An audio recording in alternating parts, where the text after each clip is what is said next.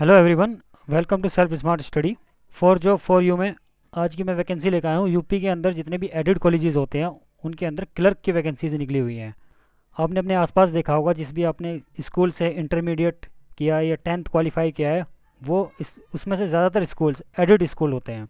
UP के अंदर लगभग 4500 के करीब स्कूल हैं जो एडेड स्कूल हैं, जिसके अंदर वैकेंसीज सभी स्कूल के अंदर दो से एक या दो वैकेंसीज फिल होनी है, और वो भी डिस्ट्रिक्ट वाइज होगी। हर डिस्ट्रिक्ट के अंदर जितने भी गांव या शहर आते हैं उनके अंदर वैकेंसीज, अब जिस भी स्कूल में खाली है तो उसके अंदर वैकेंसीज फिल करी जाएंगी। और वो फिल कैसे की जाएंगी और क्या उसका एग्जामिनेशन प्रोसेस होगा, क्या क्वालिफिकेशन होगी, किस तरह का एग्ज़ाम पैटर्न होगा, तो उसके बारे में हम डिस्कस करते हैं। चलिए स्टार्ट करते हैं। रख हौसला वो मंज़र भी आएगा, प्यासे के पास चल के समंदर भी आएगा। थक कर ना बैठ ए मंजिल के मुसाफिर, मंजिल भी मिलेगी और मिलने का मज़ा भी आएगा। इस मोटिवेशनल क्योट्स के साथ आज के नोटिफिकेशन की शुरुआत करते हैं हम। उत्तर प्रदेश एडेड स्कूल लिपिक वैकेंसी 2022, जिसको क्लर्क भी बोलते हैं। लिपिक का मतलब होता है क्लर्क की वैकेंसीज हैं ये।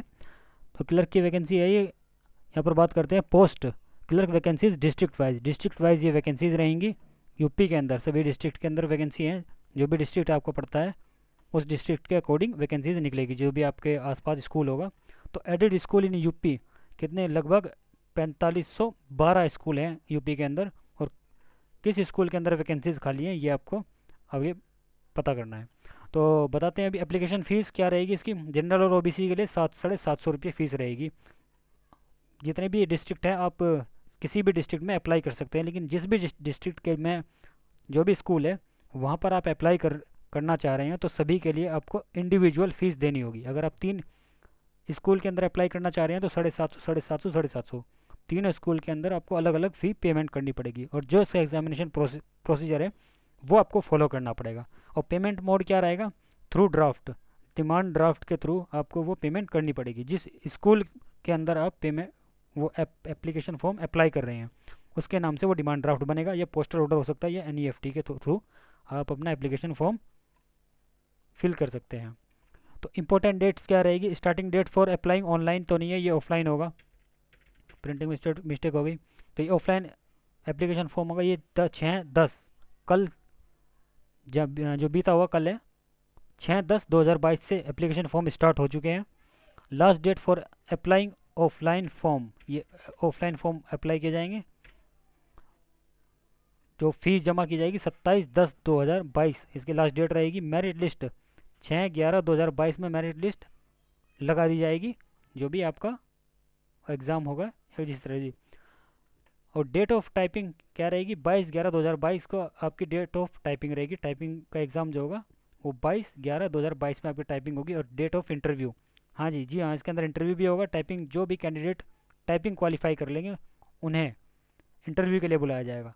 तो टाइपिंग जो कैंडिडेट्स टाइपिंग क्वालिफाई करेंगे, जो एग्ज़ाम पीईटी का जो एग्ज़ाम होगा, पीईटी के लिए 10 गुना बच्चों को बुलाया जाएगा। अगर एक स्कूल के अंदर 2 वैकेंसीज़ हैं तो 20 बच्चों को बुलाया जाएगा टाइपिंग के लिए। और उन 20 बच्चों में से 1/3 कैंडिडेट्स को बुलाया जाएगा। तो मतलब ये समझिए अब 20, अगर 2 वैकेंसी है तो 6 कैंडिडेट्स को इंटरव्यू के लिए बुलाया जाएगा। तो आगे बढ़ते हैं। एज लिमिट क्या रहेगी, तो यहाँ पर एज लिमिट रहेगी मिनिमम 18 साल होनी चाहिए आपकी एज, और मैक्सिमम एज 40 साल तक आप कभी भी अप्लाई कर सकते हैं। और रिलैक्सेशन की अगर बात करें तो गवर्नमेंट ऑफ इंडिया के अकॉर्डिंग जो भी छूट मिलती है, ओबीसी को 3 साल की छूट मिलती है, एससी को 5 साल की छूट मिलती है, तो उसके अकॉर्डिंग आपको छूट मिलेगी। तो यहाँ पर हम बात करते हैं अभी एजुकेशन क्वालिफिकेशन क्या रहेगी आपके पास, क्या योग्यता होनी चाहिए। तो सबसे पहला, ये सबसे इम्पोर्टेंट है, यूपी ट्रिपल एससी के थ्रू पैट 2021 का स्कोर कार्ड आपके पास होना मैंडेटरी है। अगर स्कोर कार्ड नहीं है तो आप ये फॉर्म अप्लाई नहीं कर सकते। जब आप फॉर्म फिल करेंगे, ऑफलाइन फॉर्म होगा, तो वहाँ पर ये आपको मेंशन करना पड़ेगा कि पीईटी 2021 में आपका क्या स्कोर रहा और कितना परसेंटाइल रहा।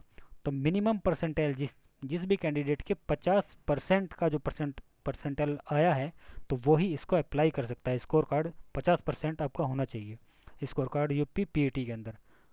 दूसरी जो क्वालिफिकेशन होनी चाहिए आपके पास 10+2, 12वीं क्लास आपने क्वालिफाई किया हो इंटरमीडिएट इन रिकॉग्नाइज बोर्ड, किसी भी रिकॉग्नाइज बोर्ड से मान्यता प्राप्त स्कूल से और बोर्ड से आपने 12th की हो।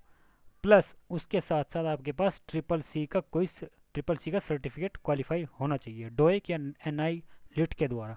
अगर ये नहीं है तो आपके पास इंटरमीडिएट तो होनी ही चाहिए। इंटरमीडिएट के साथ कोई आपके पास कंप्यूटर का डिप्लोमा हो या कंप्यूटर की कोई डिग्री हो, ये दो चीज़ें आपके पास होनी चाहिए। डिप्लोमा है तब भी चल जाएगा इंटरमीडिएट के साथ, अगर डिग्री है तब भी आप इसके लिए एलिजिबल रहेंगे। अब बात करते हैं थर्ड आपके पास क्या होनी चाहिए क्वालिफिकेशन से। दो की तो हमने बात कर ली, थर्ड आपके पास टाइपिंग नॉलेज होनी बहुत ज़रूरी है, क्योंकि क्लर्क की वैकेंसी है तो टाइपिंग तो आपको आनी चाहिए। क्योंकि स्कूल के अंदर अब तक रजिस्टर पे काम होता था पेन पेंसिल से, तो अब जो इतने भी काम होंगे वो टाइपिंग पे चल रहे हैं ऑनलाइन। पहले स्कूल के अंदर जितने भी काम होते थे वो किसी प्राइवेट कैंडिडेट को हायर कर लिया जाता था और उसे काम दे दिया जाता था। उसमें रिस्क रहता था कि वो कैंडिडेट स्कूल का डेटा लीक ना हो जाए। तो अभी बात करते हैं टाइपिंग आनी चाहिए कैंडिडेट को। इंग्लिश की टाइपिंग क्या रहेगी यहाँ पर, 30 वर्ड पर मिनट आपकी इंग्लिश की टाइपिंग आनी चाहिए आपको, और हिंदी की टाइपिंग 25 वर्ड पर मिनट होनी चाहिए। फाउंट की अगर यहाँ पर बात करें, कृतिदेव अगर आपको आती है तब भी ठीक है, अगर मंगल आती है तो तब भी ठीक है। दोनों में से कोई भी फाउंट अगर आपको आता है तो आप इस एग्ज़ाम के लिए एलिजिबल हैं। तो ये सभी 4 पॉइंट 3 पॉइंट दिए हुए हैं, तो इन ये 3 पॉइंट आपके पास होना मैंडेटरी है। और हिंदी और इंग्लिश दोनों की ही टाइपिंग आपको क्वालिफाई करनी पड़ेगी। इनमें से अगर एक भी टाइपिंग में आप रह जाते हैं तो आप डिसक्वालीफाई माने जाएंगे। उसके बाद फोर्थ पॉइंट आता है आपका इंटरव्यू। यहाँ पे मैंने इंटरव्यू लिखना मैं भूल गया। तो फोर्थ पर क्या होगा, अगर आप जब टाइपिंग क्वालिफाई कर लेते हैं तो आपको इंटरव्यू के लिए बुलाया जाएगा। इंटरव्यू के लिए कितने कैंडिडेट्स बुलाए जाएंगे, 3 गुना कैंडिडेट्स बुलाए जाएंगे, जिसको हम कहेंगे अगर 2 वैकेंसी है तो 6 कैंडिडेट्स को इंटरव्यू के लिए बुलाए जाएंगे। अगर 20 कैंडिडेट्स ने रिटर्न नहीं पीईटी के मेरिट में आया है, क्योंकि इसमें रिटर्न नहीं होगा, उसमें पीईटी की मेरिट लगेगी। पीईटी के थ्रू मेरिट में जितना भी जिसका ज़्यादा स्कोर होगा वो कैंडिडेट्स पीईटी के स्कोर कार्ड के अकॉर्डिंग टाइपिंग के लिए बुलाए जाएंगे। अगर किसी कैंडिडेट ने यूपी के इलाहाबाद डिस्ट्रिक्ट में अप्लाई किया है, उस स्कूल के अंदर 20 कैंडिडेट्स ने अगर अप्लाई किया है तो 20 में से 65 कैंडिडेट्स स्कोर कर रहे हैं 65 का स्कोर, तो 20 के 20 कैंडिडेट्स को बुलाया जाएगा। अगर वैकेंसी 2 हैं एक स्कूल के अंदर तो 2 की 10 गुना लोगों को किसके लिए बुलाया जाएगा, टाइपिंग एग्ज़ाम के लिए बुलाया जाएगा। तो टाइपिंग के अंदर जो कैंडिडेट्स क्वालिफाई होंगे 20 में से, उसमें से 1/3 20 का 1/3 कैंडिडेट्स को किसके लिए बुलाएंगे, फिर उनका इंटरव्यू होगा। और इंटरव्यू में क्वालिफाई होने के बाद उसमें से जो बच्चे सेलेक्ट किए जाएंगे, 2 बच्चे अगर हैं तो 2 बच्चे उस स्कूल के अंदर अपॉइंट कर दिए जाएंगे। तो ये इसका सिलेक्शन प्रोसीजर रहेगा। और मैंने यहाँ पर एलिजिबिलिटी क्राइटेरिया के बारे में डिस्कस कर दिया है। तो ये बहुत अच्छा मौका है जिस भी कैंडिडेट ने पीईटी 2021 क्वालिफाई किया है और उसका स्कोर कार्ड 50% टाइल से उसका स्कोर कार्ड बना हुआ है। तो आज की वैकेंसी में इतना ही। फॉर यू में मैं इसी तरह के नोटिफिकेशन लेके आता रहूँगा। तो इस तरह के नोटिफिकेशन पाने के लिए आप वीडियो को ज़्यादा से ज़्यादा लाइक करें और चैनल को सब्सक्राइब करना बिल्कुल ना भूलें। और सेल्फ स्मार्ट स्टडी पे हम सभी कम्पिटिटिव एग्ज़ाम्स के और पेपर एनालाइज कराते हैं। पेपर एनालाइज के साथ साथ पीईटी का हमने पिछले जो 2021 में एग्ज़ाम हुआ था उसकी मैंने प्लेलिस्ट बना रखी है और प्रीवियस ईयर को एनालाइज किया है।